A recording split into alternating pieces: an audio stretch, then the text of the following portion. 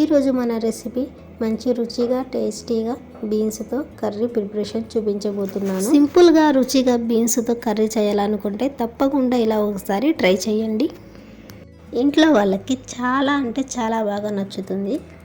కుక్కర్లో చేసి పెట్టొచ్చు. రైస్లో తిన్నా చపాతీలో తిన్నా చాలా బాగుంటుంది. కుక్కర్ పెట్టి 3 టేబుల్ స్పూన్ ఆయిల్ వేసుకోవాలి.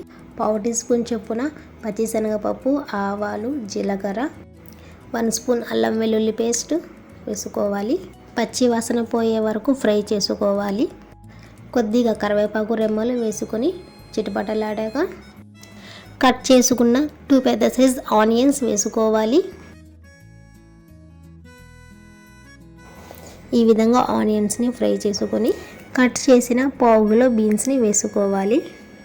అంతా మిక్స్ అయ్యేలా బాగా మిక్స్ చేయండి. సన్నగా కట్ చేసిన ఒక పెద్ద సైజ్ పచ్చిమిర్చి, 1/2 టేబుల్ స్పూన్ పసుపు, రుచికి సరిపడా ఉప్పు, 2 టమాటోని మెత్తగా మిక్సీ పట్టి ఇలా మంటను మీడియం ఫ్లేమ్లో ఉంచి అంతా మిక్స్ అయ్యేలా బాగా మిక్స్ చేసుకోవాలి. రుచికి సరిపడా కారం వేసుకోవాలి. అలాగే 3 టేబుల్ స్పూన్ నువ్వుల పౌడర్ను వేసుకోవాలి. కచ్చా పచ్చగా మిక్సీ పట్టిన 4 టేబుల్ స్పూన్ పల్లీల పౌడర్ వేసుకోవాలి. అంతా మిక్స్ అయ్యేలా మరొకసారి బాగా మిక్స్ చేసుకోవాలి.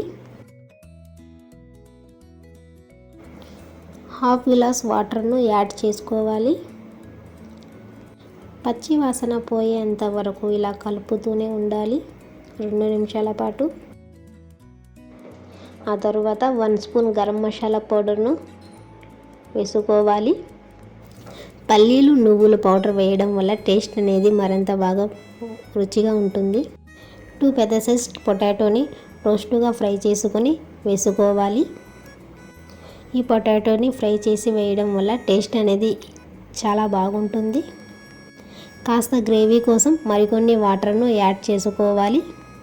మరొకసారి మిక్స్ చేసి కుక్కర్ మూత పెట్టి 2 విజిల్స్ రానివ్వాలి.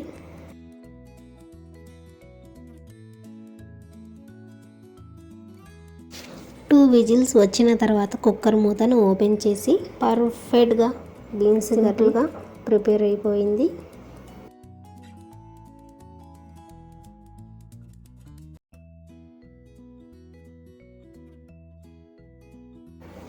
కాస్త తురిమిన కొత్తిమీరను వేసుకొని సర్వ్ చేసుకోవాలి. అంతేనండి, ఎంతో టేస్టీగా సింపుల్గా beans curry ready. Beans curry ఇలా ప్రిపేర్ చేస్తే మళ్ళీ మళ్ళీ చేసుకుని తినేలా అంత బాగుంటుంది బీన్స్ కర్రీ. నా వీడియో నచ్చినట్లయితే లైక్ చేయండి, షేర్ చేయండి, సబ్స్క్రైబ్ చేయండి. By by.